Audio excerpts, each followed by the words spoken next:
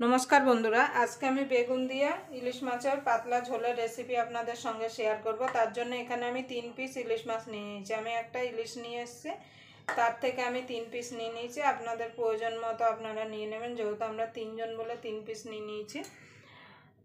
और এখন কিন্তু বাজারে প্রচুর ইলিশ মাছ উঠে গেছে। আর ইলিশ মাছগুলোকে আমি এনে ভালো করে ধুয়ে আগে থেকে নুন হলুদ মাখিয়ে রেখেছি।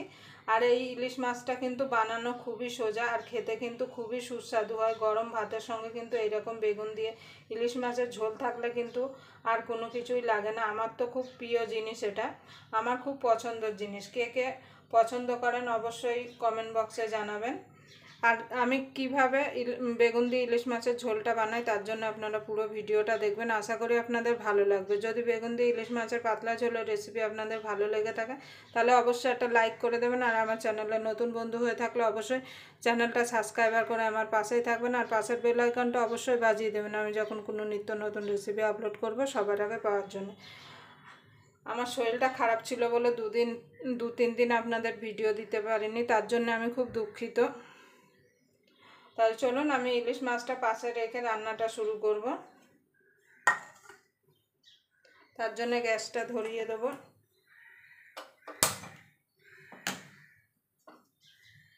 একটা কড়াই বসিয়ে দেব। এবার কড়াইটা গরম হওয়া পর্যন্ত অপেক্ষা করব। দেখুন বন্ধুরা, কড়াইটা গরম হয়ে গেছে, দিয়ে দেব সরষের তেল। এই রান্নাটা কিন্তু সরষের তেলেই করতে হবে। এবার তেলটা গরম হওয়া পর্যন্ত অপেক্ষা করব। দেখুন বন্ধু, তেলটা গরম হয়ে গেছে, বেগুনটা ভেজে নেব।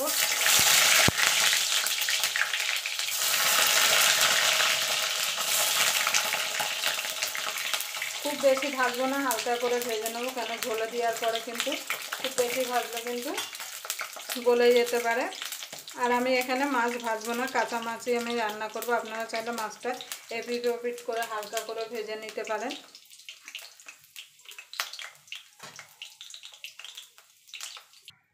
দেখুন বন্ধুরা, মাছগুলো বেগুনগুলো ভাজা হয়ে গেছে, এবার তুলে নেব।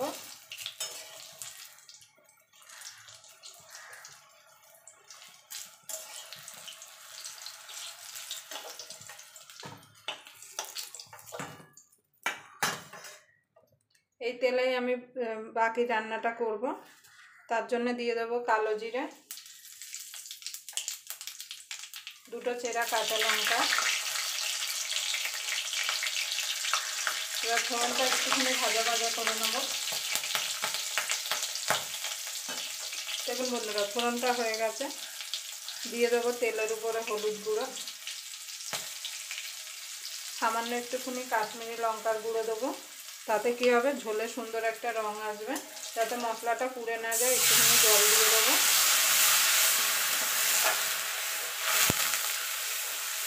এবার এই মশলাটা আমি মিনিট 2 একটুখানি কষিয়ে নেব।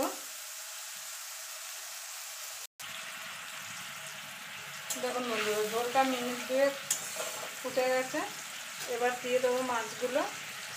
আমি এখানে কাঁচা মাছ দিচ্ছি, আপনারা চাইলে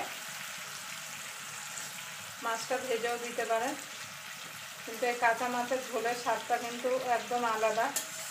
আপনারা একবার আমার মতো করে এইভাবে কাঁচা মাছের ঝোল বানিয়ে দেখবেন।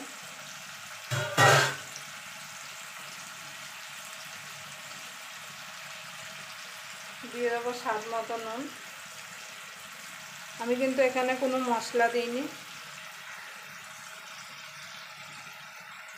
অনেকে দেখি বেগুন দিয়ে মাছের ঝোল করলে জিরে বাটা টাটা দেয়, কিন্তু ইলিশ মাছের কিন্তু একটা নিজস্ব কিন্তু গন্ধ আছে। তাতে কিন্তু জিরে বাটা দিলে সেই গন্ধটা কিন্তু নষ্ট হয়ে যাবে।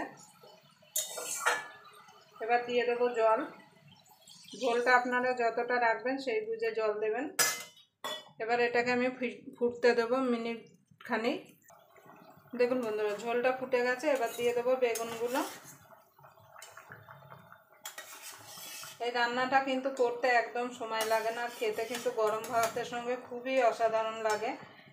এইরকম মাছের ঝোল, ইলিশ মাছের ঝোল, বেগুন দিয়ে ইলিশ মাছের ঝোল থাকলে আর কিন্তু গরম ভাতের সঙ্গে কোনো কিছু দরকার পড়বে না।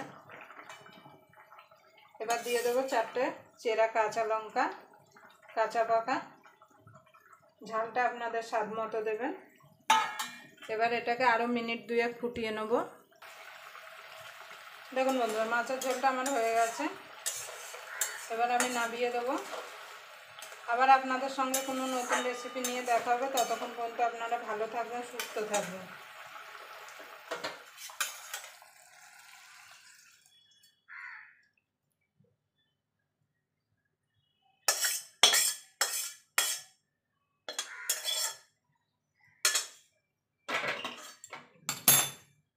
দেখুন বন্ধুরা।